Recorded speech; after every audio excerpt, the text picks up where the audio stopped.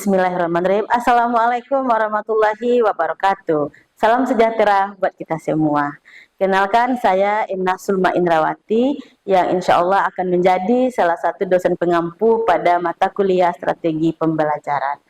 Nah, teman-teman semua, kita pada pertemuan kali ini akan belajar tentang dua subbab pembelajaran. Yang pertama adalah konsep dasar dan klasifikasi strategi pembelajaran. Nah, apa saja yang akan kita bahas pada konsep dasar strategi pembelajaran? Yang pertama adalah tujuan pembelajaran, yang kedua metode pembelajaran, yang ketiga media pembelajaran, dan yang keempat adalah evaluasi pembelajaran.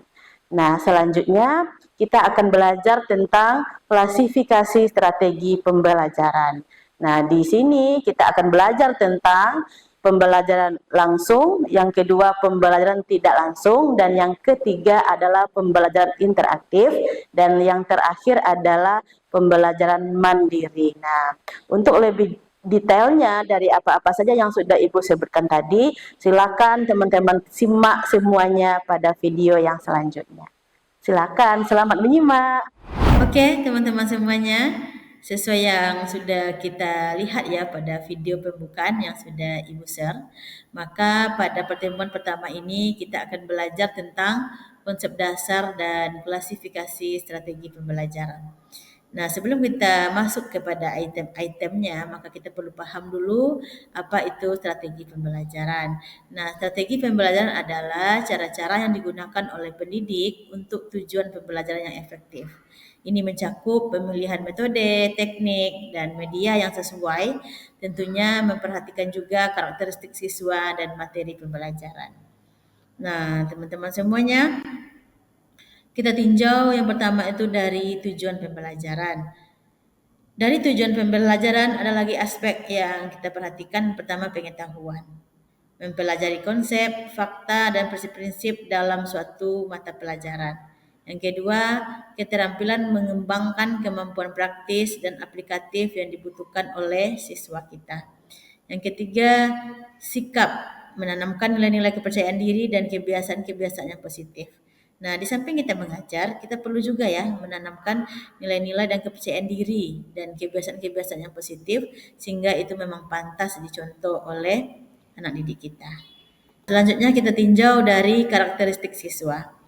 Karakteristik siswa perlu kita pahami dalam proses pembelajaran. Nah, yang pertama latar belakang. Nah, memahami pengalaman, pengetahuan dan lingkungan sosial budaya siswa. Nah, kita paham dan sudah sama-sama memahami dari siswa kita yang jumlahnya itu tidak sedikit gitu ya, ada yang satu kelas itu 30 orang, bahkan ada yang 40 orang gitu ya. Itu datang dari berbagai macam pengalaman budaya dan lingkungan sosial yang tidak sama. Maka ini perlu kita pahami. Yang kedua adalah kebutuhan. Mengetahui apa yang dibutuhkan siswa dan untuk mencapai pembelajaran. Yang ketiga adalah gaya belajar, yaitu mengidentifikasi preferensi siswa dalam menerima dan memproses ilmu pengetahuan. Nah, kita juga paham teman-teman dari berbagai macam latar belakang siswa tadi, mereka ini tidak bisa kita samakan ya dalam hal menghafal misalnya, bakat, bagaimana dia menerima informasi yang kita sampaikan itu, masing-masing mereka ini tentu tidaklah sama. Maka karakteristik siswa yang berbeda ini, baik dari latar belakangnya, kebutuhannya, gaya belajarnya, ini perlu kita pahami sebagai calon guru, nah, atau sebagai seorang guru. Nah, selanjutnya kita perhatikan dari konten atau materi pembelajaran. Nah, di sini ada namanya faktual, yaitu informasi dan data konkret yang harus dikuasai oleh siswa. Kita perlu sampaikan kepada siswa kita informasi atau data apa yang harus mereka kuasai, sehingga dalam waktu yang tidak banyak ini mereka bisa fokus ke materi apa yang akan dipahami terlebih dahulu. Yang kedua, konseptual. Itu pemahaman tentang konsep, teori, dan prinsip-prinsip. Nah, ini tentu penting supaya materi yang akan kita ajarkan ini tentu akan sesuai nanti dengan tujuan pembelajarannya. Yang ketiga, prosedural, yaitu langkah-langkah sistematis untuk melakukan suatu tugas atau kegiatan. Nah, jika di dalam materi pembelajaran kita itu perlu namanya praktikum atau diskusi kelompok, maka kita perlu menjelaskan bagaimana prosedur yang sistematis sehingga peserta didik kita itu bisa memahami dan menjalankan prosedural itu dengan baik.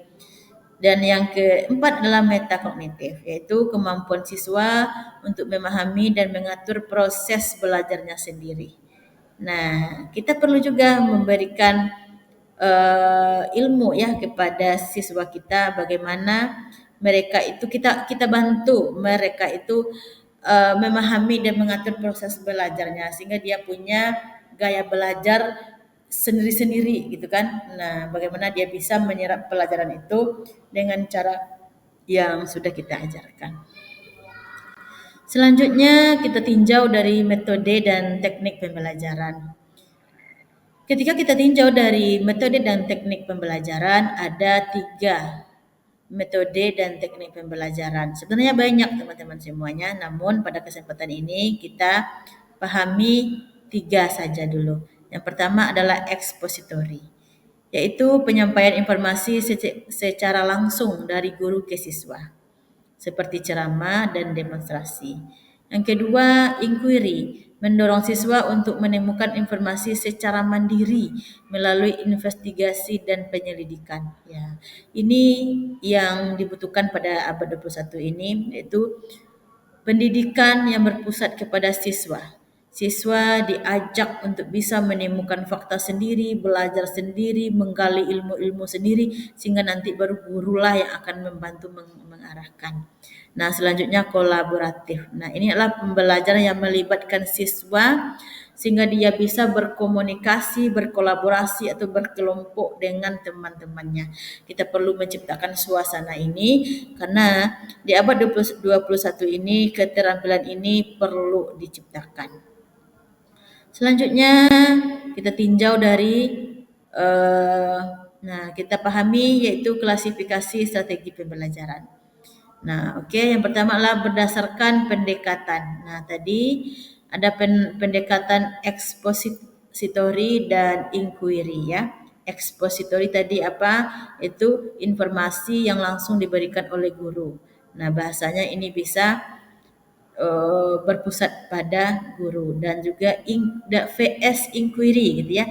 Nah, artinya ini siswa menemukan sendiri pembelajarannya atau masalah yang akan diangkatkannya dalam pembelajaran. Yang kedua, berdasarkan peran guru dan siswa. Kita kenal di sini namanya teacher center dan student center. Nah, ini dia. Inilah sekarang yang perlu kita aplikasikan.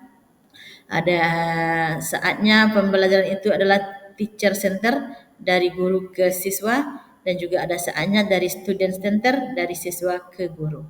Nah, yang ketiga adalah berdasarkan lingkungan belajar yaitu tatap muka, daring dan blended. Nah, teman-teman semua, ini tentu tidak asing bagi kita lagi ya. Ada namanya belajar itu tatap muka, yaitu ketemu langsung. Nah, ini yang kita sedang laksanakan sekarang ini apa namanya? Yaitu daring ya.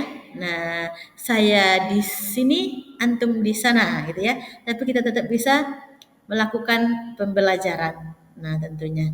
Nah, ini adalah pembelajaran yang sedang marak-maraknya ya, teman-teman saat ini karena intinya dimanapun kita berada, sejauh apapun kita bisa belajar di mana saja dan dengan apa saja dan kapan saja. Oke, teman-teman semuanya kita lanjutkan kepada pendekatan expository vs inquiry ya. Nah, expository yaitu guru sebagai pusat pembelajaran, memberikan informasi langsung. 2. Investigasi. Siswa aktif menemukan informasi melalui penyelidikan dan pemecahan masalah. Yang ketiga, inquiry. Siswa mengembangkan pengetahuan secara mandiri dengan bimbingan guru. Nah, inilah 3 pendekatan ya, expository, PS, inquiry. Nah, ini dia. Nah, selanjutnya adalah pembelajaran tatap muka vs daring. Nah, sudah kita sampaikan tadi ya teman-teman ya, tatap muka itu adalah interaksi langsung antara guru dan siswa atau di kelas atau tempat tertentu. Nah, jika yang daring adalah pembelajaran yang dilakukan melalui platform digital seperti yang sedang kita laksanakan pada saat sekarang ini. Nah, ini dia yang terakhir, blended learning. Blended ini adalah perpaduan antara pembelajaran tatap muka dan pembelajaran daring. Nah, jadi ada settingan sekarang ini adalah misalnya kita mau melakukan pertemuan selama 14 kali pertemuan gitu kan, maka bisa 7 kali pertemuannya tatap muka dan pertemuan yang lainnya itu secara daring. Nah, model pembelajaran ini dinamakan dengan blended learning. Nah, itulah teman-teman semuanya materi kita pada pertemuan pertama ini ya. Semoga teman-teman bisa memahaminya dan silakan teman ulang-ulang lagi video ini atau bisa teman-teman tambah materinya yang bisa teman-teman searching di mana aja dan teman-teman bisa mendapatkan ilmu ini di mana saja. Nah, silakan teman-teman perdalam ilmunya karena waktu kita yang sangat terbatas ini. Maka itulah yang dapat Ibu sampaikan pada pertemuan pertama ini dan banyak maaf. Assalamualaikum warahmatullahi wabarakatuh.